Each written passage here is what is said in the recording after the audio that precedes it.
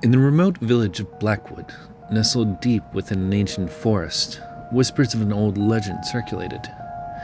The villagers spoke in hushed tones about a creature that prowled the woods on nights when the moon was full. It was said that those who ventured into the forest after dark never returned.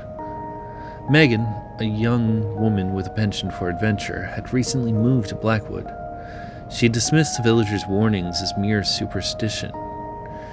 And one crisp autumn evening, with the moon full hanging low in the sky, she decided to explore the forest herself, determined to uncover the truth behind the legend. Armed with a flashlight and a sense of curiosity, Megan entered into those dark woods. The air was thick with the scent of pine and damp earth. As she walked, the canopy of trees above blocked out most of the moonlight, casting eerie shadows on the forest floor. The only sound were the crunch of leaves under her boots and the distant hoot of an owl. After an hour of wandering, Megan stumbled upon an old abandoned cabin.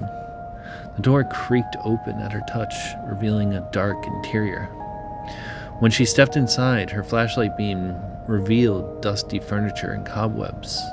On the walls, she noticed strange claw marks, deep and jagged, as if something had tried to claw its way out. A chill ran down her spine. The villagers' tales echoed in her mind, but she pushed the fear aside. As she turned to leave, she heard a low, guttural growl coming from outside the cabin. Her heart pounded in her chest as she peered out the window.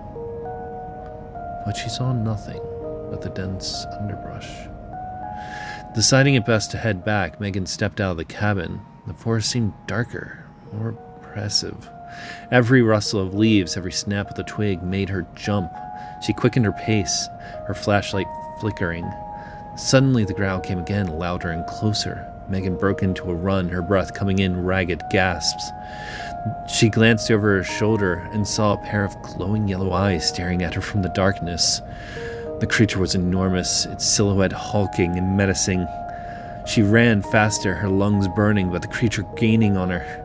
She could hear its heavy footfall, the snap of branches as it closed in. Panic surged through her as she stumbled over a root and fell hard to the ground, her flashlight skittering away, its light extinguished. In the darkness, Megan felt the ground vibrate as the creature approached.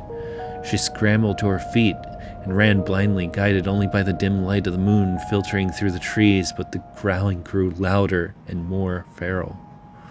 Just when she thought she couldn't run any further, Megan burst into a small clearing. In the center stood an ancient stone well.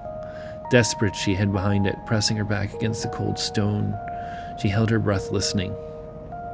The forest fell silent. The growling stopped, replaced by an eerie stillness. Megan dared to peek around the edge of the well, but saw nothing. She allowed herself a moment of relief, thinking perhaps the creature had lost her.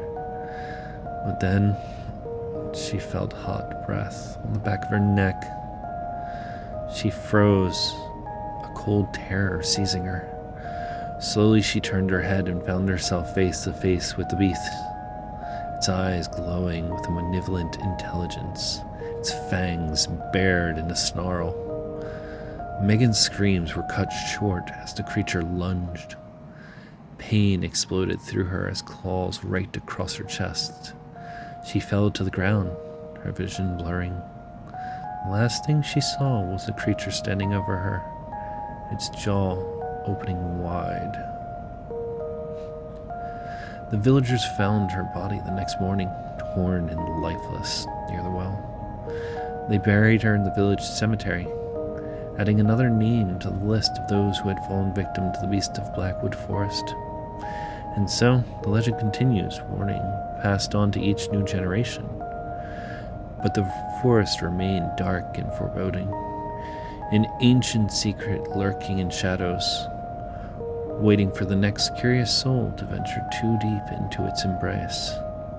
In Blackwood, the full moon nights were a time of fear, mourning, for the beast was real, but it was always hungry.